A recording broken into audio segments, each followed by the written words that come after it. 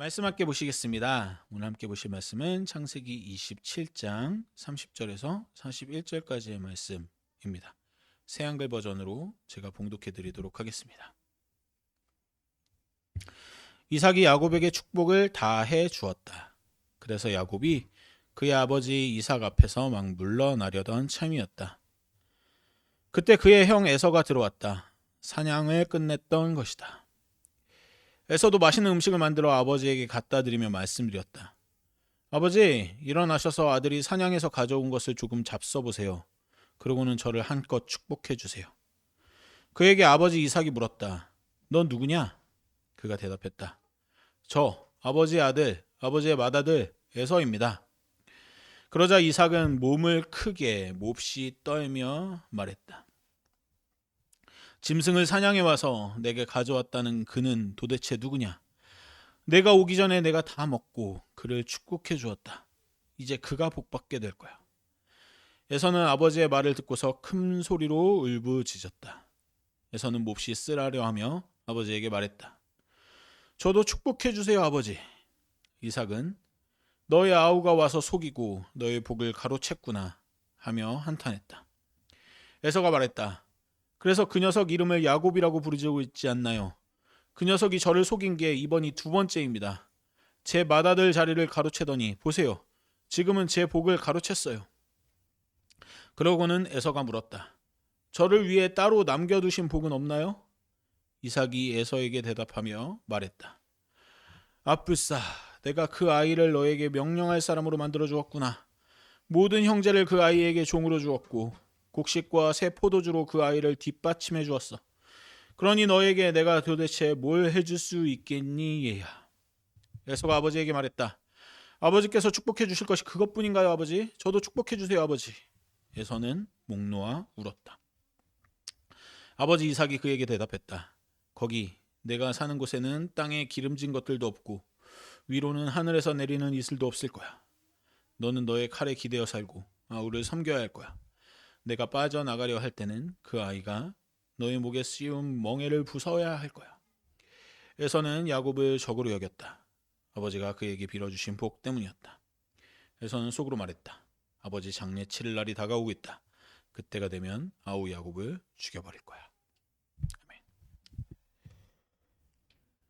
네, 오늘도 한 가지 책을 소개하면서 설교를 시작하려고 합니다.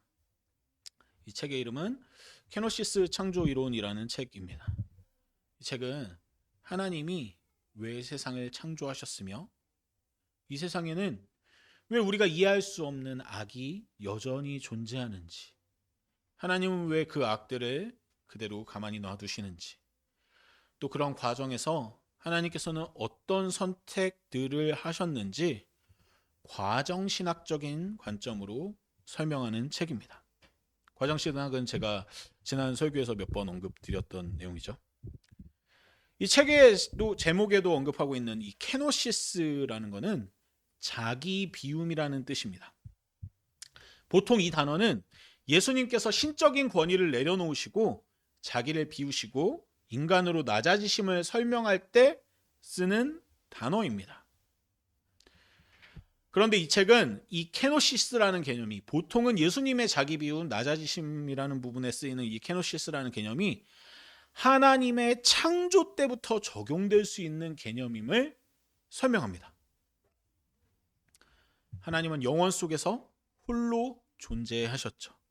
그리고 그 존재는 자체가 완전함이었고 선이었고 균형이었습니다. 아무 부족함도 없었고 채워야 할 여지도 없는 충만함 그 자체였습니다. 어떤 대립도 어떤 분열도 없이 온전히 하나였기에 하나님 안에는 절대 흔들리지 않는, 전혀 흔들림이 없는 절대적 평안과 조화가 있었습니다. 그런데 하나님의 완전함은 닫혀있는, 꽉 막혀있는 고요가 아니라 넘쳐 흐르는 사랑의 에너지였습니다. 사랑은 본래 자기 안에 가두어둘 수 없고 꼭 밖으로 흘러가 누군가에게 닿고자 하는 성향을 지닙니다. 그 사랑의 움직임 속에서 하나님은 세계를 창조하길 원하셨습니다. 하나님은 세계를 창조하실 때 하나님에게는 두 가지 선택지가 있었다고 이 책은 이야기합니다. 첫 번째는 하나님처럼 완전한 세계를 만드는 것이었습니다. 모든 것이 질서정연하고 오류가 없고 하나님의 선한 성품을 그대로 닮은 악이라고는 찾아볼 수 없는 완전 무결한 세계, 그런 세계를 하나님은 창조하실 수도 있었습니다. 하지만 그런 세계는 결국 완벽한 세계는 완벽한 하나님과 구분되거나 구별되지 않았을 것입니다. 완벽한 하나님이 완벽한 존재를 또 하나 만들어낸다면 그것은 창조라기보다는 자기 복제에 가까운 일이 됩니다. 또 하나의 완벽하고 완전한 존재가 생겨날 뿐 하나님과의 차이도, 관계도, 어떤 이야기도, 갈등의 여지도 생기지 않습니다. 그냥 충만하신 분이 그냥 충만하게 있는 것 뿐인 거죠. 그래서 하나님은 두 번째 길을 선택하십니다. 그 두 번째 길은, 두 번째 창조의 방식은 불완전하지만 자유로운 존재들로 가득한 세계를 만드는 일이었습니다.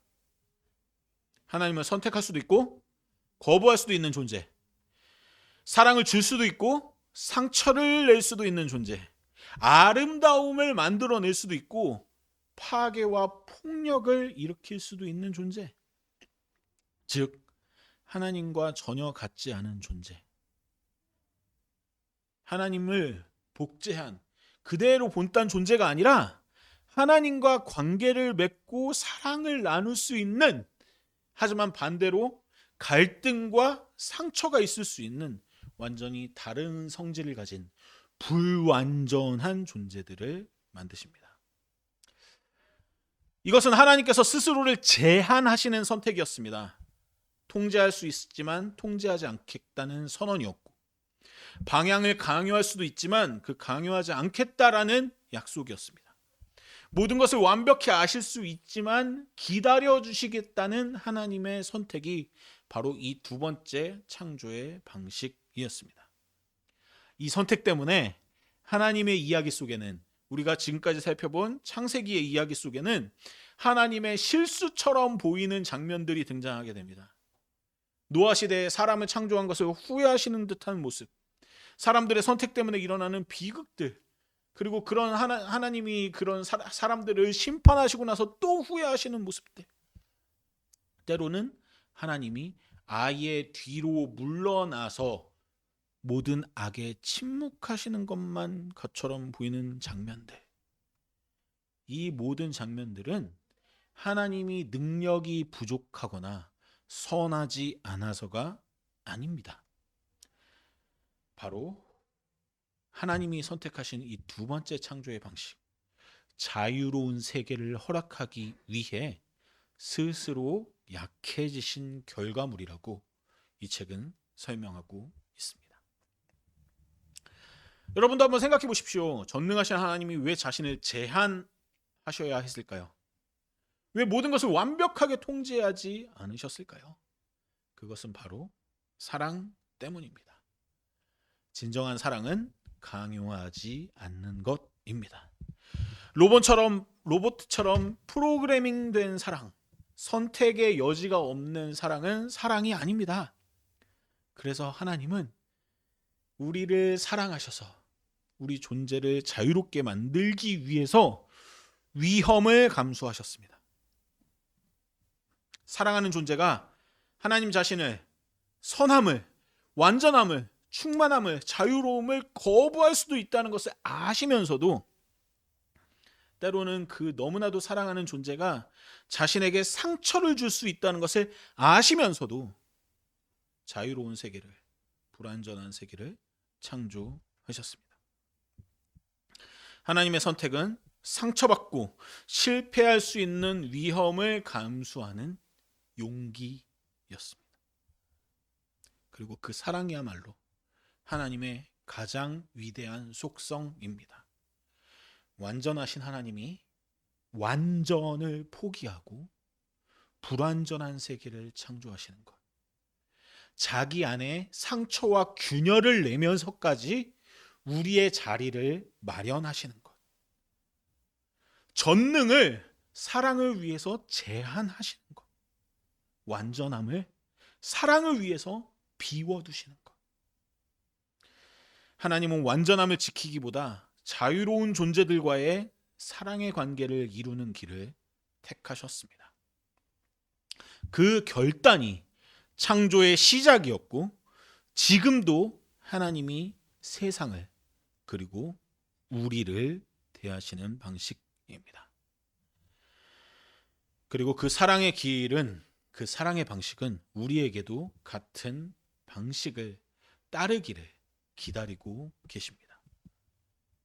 우리가 누군가를 사랑할 때 우리 안에 완고함을 비워내고 옳고 그름을 증명하려는 마음을 내려놓고 상대의 자유를 허락하기 위해서 때로는 상처받을 위험조차 감수하는 것, 그것이 사랑이라고 하나님의 창조 방식은 우리에게 가르쳐주고 계십니다.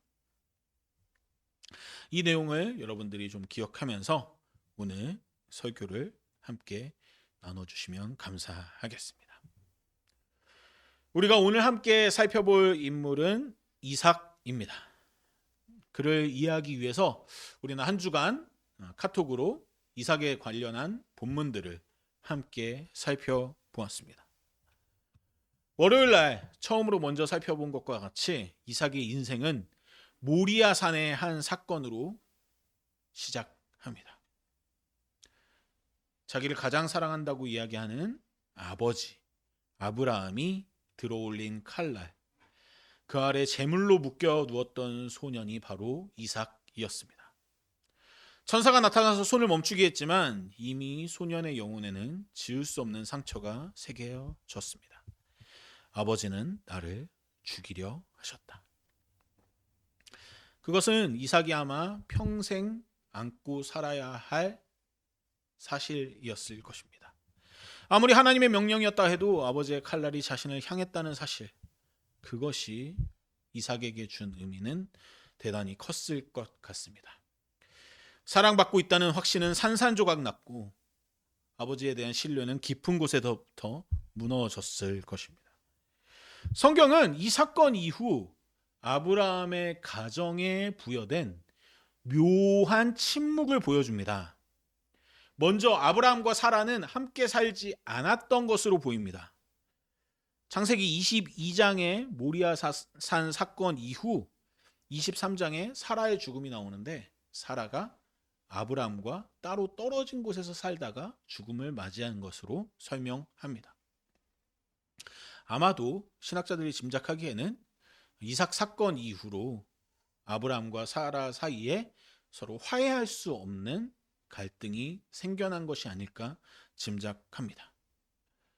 더 나아가 이삭은 아버지와 가까운 모습을 보이지 않습니다. 우리가 카톡 묵상으로 함께 살펴봤듯이 아브라함이 이삭에게 짝지어주기 위해서 배우자인 리브가를 데려왔을 때 이삭은 아버지에게 인사가는 것이 아니라 이미 돌아가신 자기 어머니 사라의 천막으로 가서 리브가와 함께 지내는 모습을 보입니다.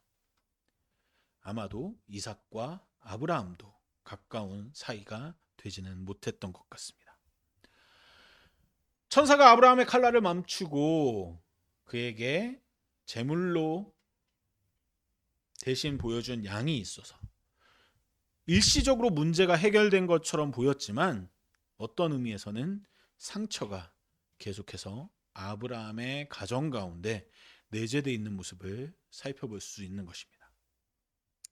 사라가 먼저 세상을 떠난 후에 이삭은 깊이 상심합니다. 그런 이삭에게 배우자로 만나게 된 리브가는 위로였습니다. 어머니를 잃은 슬픔을 리브가를 통해서 치유받고 그리고 그 상처가 아물 수 있게 도와준 사람이 리브가였던 것 같습니다. 이삭은 리브가를 사랑했고 그 사랑이 계속해서 온전하게 지속되었으면 참 좋았을 것 같습니다. 하지만 안타깝게도 이삭은 아버지 아브라함이 했던 것과 똑같은 실수를 범합니다. 창세기 26장에서 이삭은 리브가를 아내가 아닌 누이라고 속입니다. 아브라함이 사라를 누이라고 2번씩이나 속였던 것처럼 자기를 보호하기 위해 아내를 위험에 빠뜨리고 맙니다. 그 후 이삭과 리브가의 관계도 그리 평탄하지 않았던 것으로 보입니다. 두 사람은 에서와 야곱이라는 2 아들을 낳았는데 이 2 아들은 이 부모 밑에서 온전히 사랑받지 못합니다. 이삭은 에서를 편애했고 리브가는 야곱을 편애했습니다. 부부가 각자 다른 아들을 편애하는 가정, 거기 안에는 이미 분열의 씨앗이 자라고 있었습니다. 그리고 오늘 본문의 장면이 펼쳐집니다. 이삭은 늙었고 바로 앞에 있는 사람의 얼굴조차 구분하지 못할 정도로 눈이 어두워졌습니다. 그래서 그는 마지막으로 자기가 사랑하는 아들인 에서를 축복하기 위해서 에서에게 사냥해서 좋은 음식을 가져오라고, 내가 그 음식을 먹고 너를 마음껏 축복하겠다고 얘기합니다. 완벽하게, 온전하게, 흠 없이 축복하고 싶다는 소망이 이삭 안에는 있었던 것 같습니다. 아마도 성경 안에 그 어느 곳에도 나오지 않는 아브라함이 이삭을 축복하는 장면을 한번 상상해 보게 됩니다. 성서에는 아브라함이 이삭을 직접적으로 축복하는 장면이 그 어느 곳에도 없습니다. 다만 아브라함이 세상을 떠난 이후에 하나님께서 이삭에게 내가 아브라함처럼 너도 축복하겠다라는 내용이 있을 뿐이죠.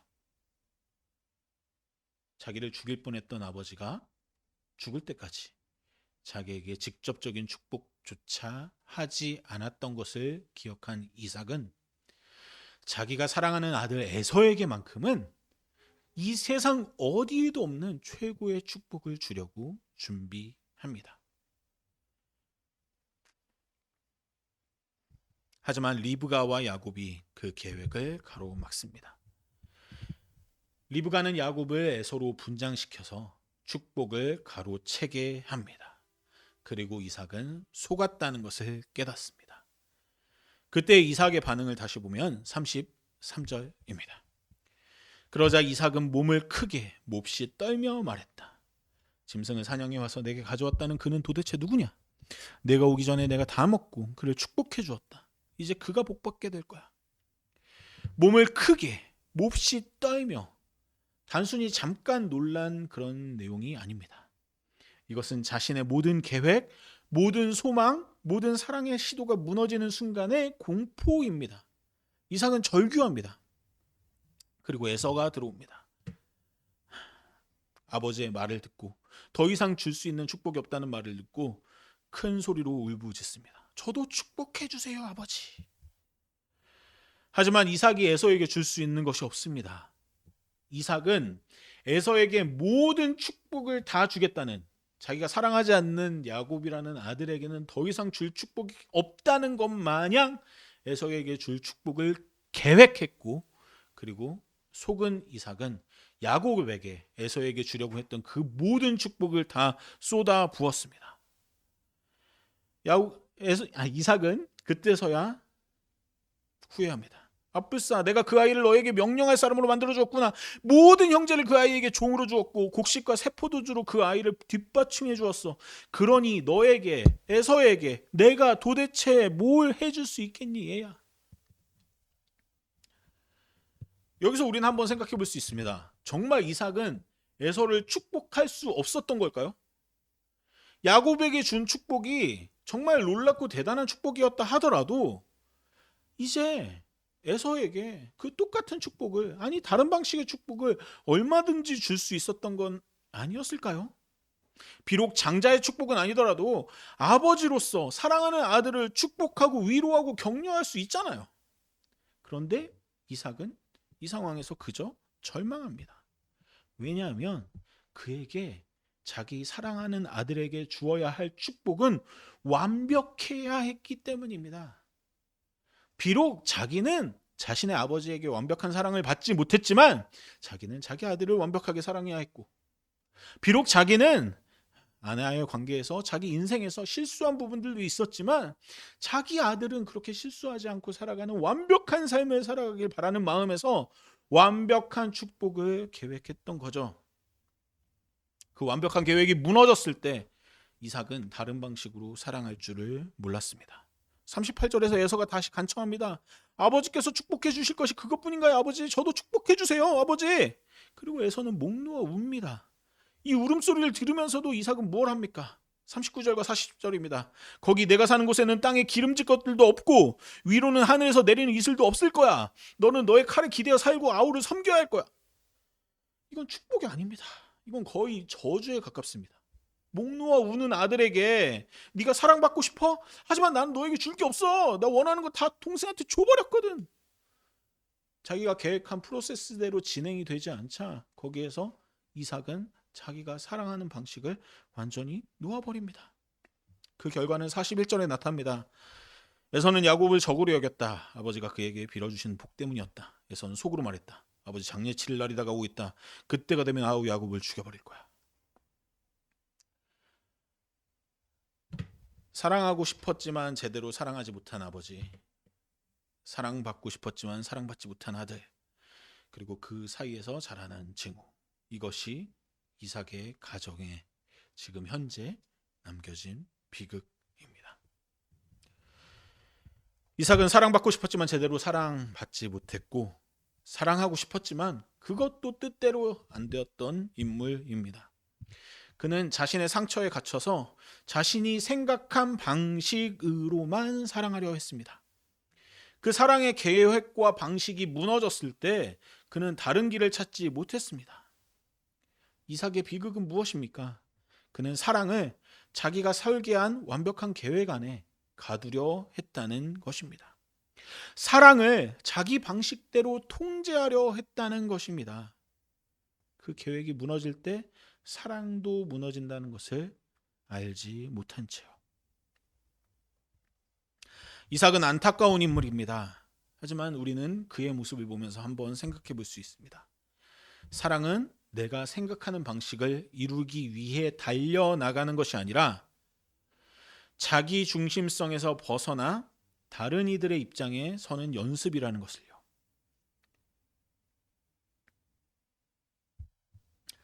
하나님도 인간을 창조하기 위해 자기를 비우시고 자기를 낮추시고 포기하셨습니다.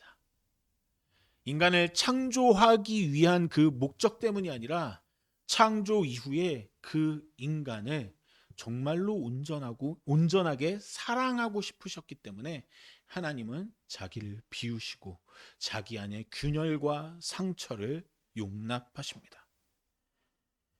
우리의 사랑의 모양도 그럴 수 있었으면 좋겠습니다.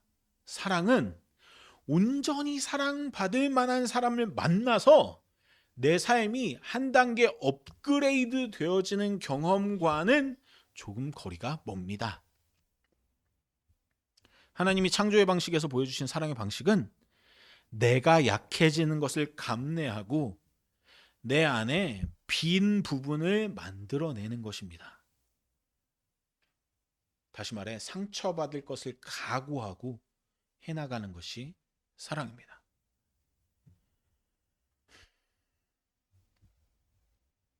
이삭은 사랑하고 싶었습니다. 에서를 온전히 완벽하게 사랑하고 싶었습니다. 그러나 그 사랑은 자기의 방식, 자기의 계획 안에 갇혀 있었습니다. 목 놓아 우는 에서 앞에서 이삭은 다른 방식으로 사랑하는 법을 몰랐습니다. 자기가 세워놓은 계획들이 무너진다 하더라도, 자기가 생각하는 축복의 방식이 좀 어그러진다 하더라도, 그것이 비록 완벽한 축복은 아니다 하더라도 자기가 사랑하는 아들을 위해 자기의 계획과는 다른 축복들을 얼마든지 할 수 있었을 것입니다. 하지만 자신이 받지 못한 사랑을 채우려는 욕구, 그것도 더 완벽한 사랑을 채우려는 욕구에 사로잡혀 있던 이삭은 그 조건적이고 계획적이고 자기중심적인 사랑을 끝내 성취하지 못합니다. 우리는 지금 어떤 사랑을 하고 있습니까? 우리의 사랑은 혹 이삭처럼 내가 계획한 방식대로 이루어져야 하는 사랑은 아닙니까? 상대가 내 기대에 맞춰줘야 하고 내가 원하는 반응을 보여야 하는 사랑은 아닙니까? 진정한 사랑은 하나님께서 보여주신 것처럼, 예수께서 십자가에서 보여주신 것처럼 자기 비움입니다. 때로는 그것은 완벽함의 균열을 내는 일이고, 우리 몸에 피가 흐르는 일이고, 상처와 채찍질을 감당하는 일입니다. 사랑은 결국 내가 조금, 아니 많이 약해지는 길입니다. 조금 더 기다리고 조금 덜 주장하고 누군가의 자유를 가둘 수 있는 힘을 내려놓는 일입니다. 그래서 사랑은 언제나 위험합니다. 그렇지만 그 위험을 감수하신 분이 바로 하나님이셨습니다. 하나님께도 그것은 위험이었습니다. 창조는 하나님께 값비싼 대가를 요구했습니다. 십자가는 그 대가가 얼마나 큰지를 보여주는 사건입니다. 그러나 그게 진정한 사랑의 길이라는 것을 보여주는 사건이기도 하죠. 그 길만이, 자기 비움과 낮아짐의 길만이, 그렇게 사랑하는 길만이 궁극적으로 우리의 삶을 풍성하게 합니다. 사랑은 사랑받을 만한 사람을 만나서 하하호호 신나게 꽃길만 걸어가는 경험이 아닙니다. 사랑은 내가 나 자신을 비워냄으로써, 타자를 위한 공간을 만들어냄으로써 그 과정에서 오히려 내가 더 넓어지고 깊어지고 풍성해지는 역설적인 경험입니다. 부부간의 사랑을 한번 생각해 보십시오. 진정한 부부의 사랑은 상대가 내 기대에 부응할 때만 사랑하는 것이 아닙니다.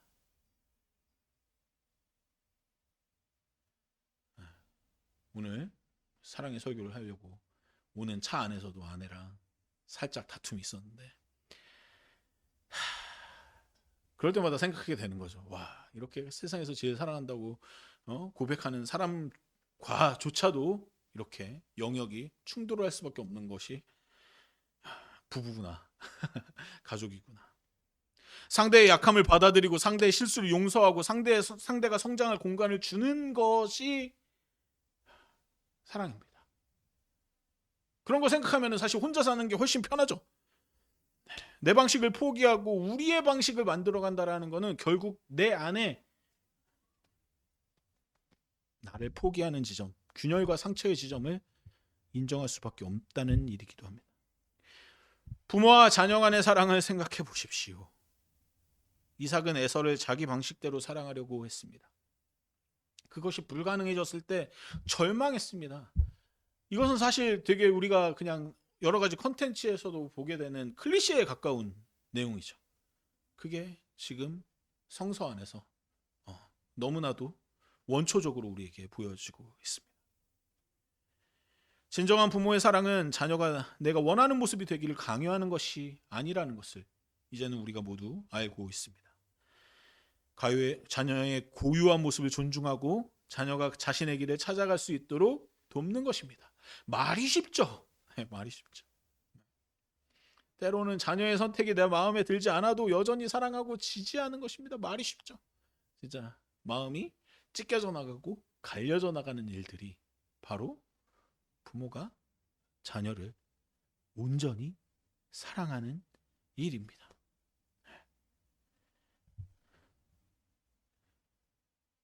때로 우리는 부모와 자녀의 관계 가운데 하나님이 원래는 선택하지 않았던 첫 번째 창조의 방식을 선택하는 부모들을 발견하곤 합니다.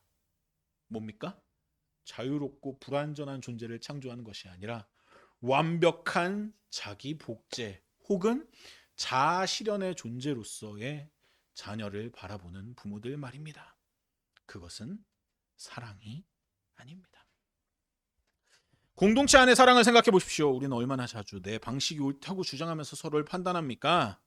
얼마나 자주 입 밖으로는 내뱉지 않지만 저 사람은 이래 저러야 해라고 생각하면서 타인을 내 관념 속에서나마 통제하려고 합니까?